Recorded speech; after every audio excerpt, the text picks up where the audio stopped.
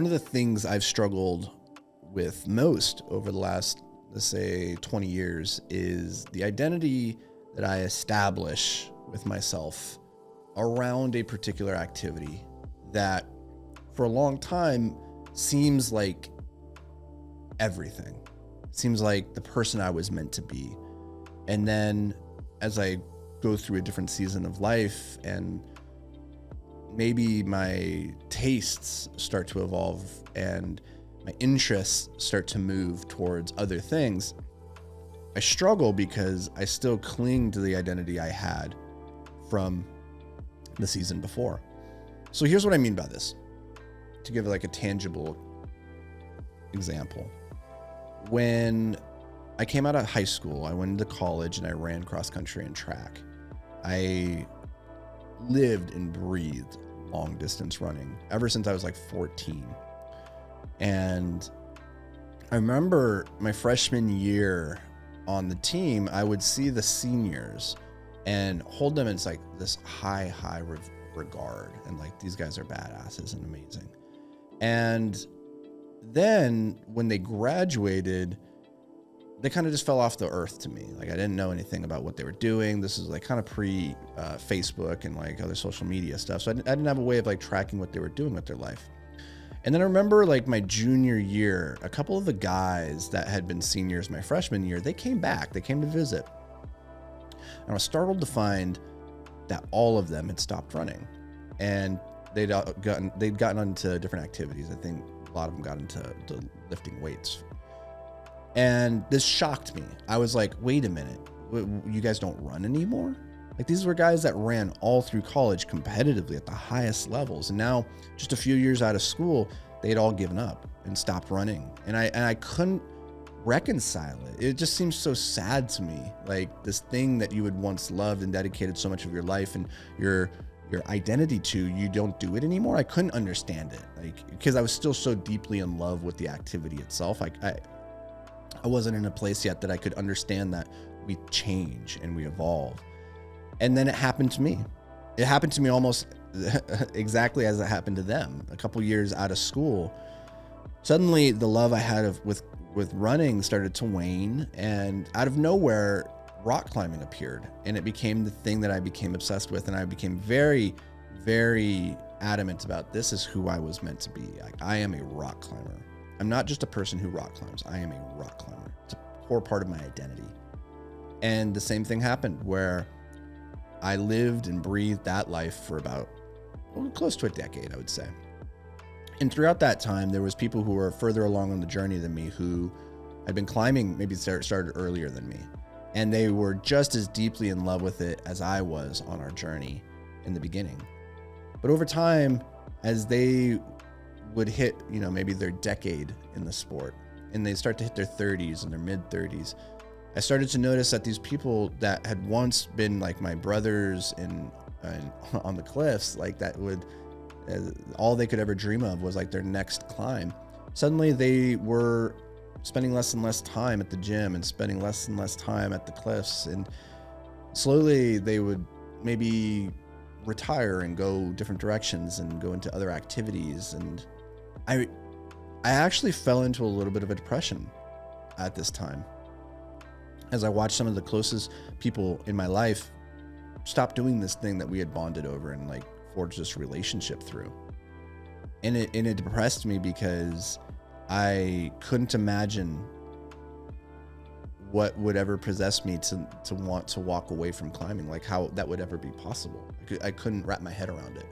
Like when you're so deep in the moment of the thing that you love, you just can't see beyond it. And I couldn't. And I didn't have the perspective at that time to be able to look back and realize, like, I have already done this once. I did this with rock climbing. I'm not with running.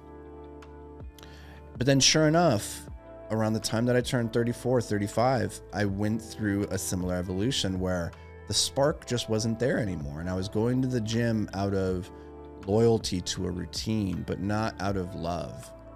And I clung to it for a long time. I kept going and forcing myself, even though the passion wasn't there. I continued to move forward and make myself do it because I thought that's what I needed to do. And over time, I just got to the point where I was like, I don't think about rock climbing anymore. I don't live and breathe it. It's not the thing that I want to dedicate my life to. It's not who I am anymore. Now I am just a guy who climbs. I'm no longer a rock climber. It's not my identity. And then I moved on. And this has happened in other areas of life with business and athletics, whatever. But like, I think everybody has gone through this or will go through this at some point. And it can be very, very disruptive every time you do it, because it's almost like a shedding of skin, a shedding of self, so that a new you can step forward into the world. And it can be very, very difficult, not least of all because, one, you cling to your identity, but by the time you're ready to let it go, the people in your life who you've created this identity around and with, they might not be ready to let it go in the way that I wasn't ready to let go of the identity I had created for my friends as rock climbers or runners. And so then to see them try to shed that, and I'd be like, no, don't do that. I wanted to hold them where they were. And that can be very difficult because the people in your life, they love you, they know you as this thing, and they don't want you to necessarily change. It's not that they're trying to hold you back, but they want you to be the person that they've always known you to be. And sometimes that can be very, very negative if the person that you're trying to shed is holding you back. Like for me, when I was living in that van and I was in debt, like I needed to let go of a lot of who I was. And thankfully, nobody was really trying to keep me in that place. But if they had been, it would have been that much more difficult. So like if you are drinking too much, smoking too much, living an unhealthy lifestyle, and the people that you're hanging out with are living that same lifestyle, and they're trying to keep you in that place with them as you try to say, I want to get out of this bucket. Well, it's like a bucket full of crabs. As you start reaching for the lip to pull yourself out and over, they're reaching up to grab you and pull you back down. And I share this because identity shifts are inevitable. You are not the same person you were last year. The shifts, the changes, they're maybe small, but they're there. And the person that you are this year is probably very different than who you were 10 years ago. And that's going to continue happening over the course of your life, ideally, as you continue to grow and learn and expand who you are. And what it means to be you continues to grow. And I just want to share this. I have no real takeaway. I have no real tips on how to do this. I think just generally being aware that these identities are, one, malleable, but two, very, very difficult to let go of. I think that is the battle. And just being aware that you are in that battle can make fighting the battle that much easier. Whereas I didn't realize it when I was younger, that I was in this battle, that it was natural to be fighting it, that this was an inevitable battle we're all going to have to fight at some point. That made it much harder because I resisted fighting it in the way that it needed to be fought. And so I hope this brings you some value. I don't know what identity you have for yourself, or what, I mean, I'm sure there's dozens of them. You know, we all think of ourselves in a multitude of ways, but just be kind with yourself. Realize that you are not what you do. You are how you do what you do. That's the part of the identity that is most important. So you're not a rock climber. You're a person who does hard things, who shows up, who lives a healthy lifestyle, who has integrity, who does hard things, who challenges themselves, who's continually on a path of growth. And that is the more important thing to attach your identity to, is how you do what you do, not what you do. The what's going to change. And maybe even the how will change over time as you improve it. But I think that is the better part to attach your identity to, is the how, not the what.